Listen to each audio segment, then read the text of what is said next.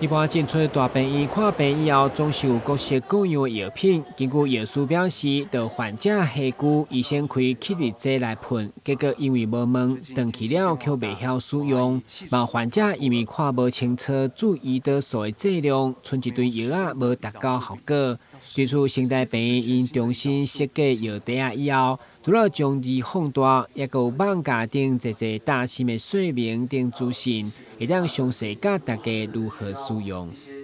最新的药袋呢，在用法用量上呢，特别放大了字体，所以在看的时候非常的清楚跟明了，可以很快的知道每次要使用的时间跟方法。如果想要知道更多的资讯呢，其实像在这个下面的部分有一些用法用量，或者是说注意事项的部分。那对于有一些不方便阅读的患者，或者是说他不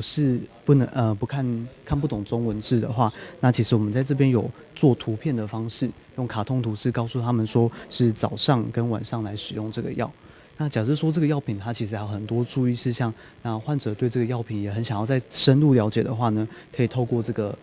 左下角的 QR code 进行连结。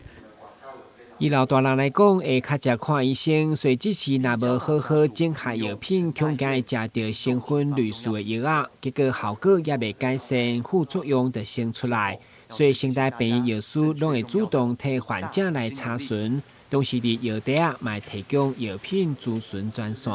台新闻管及何乔邦采访报道。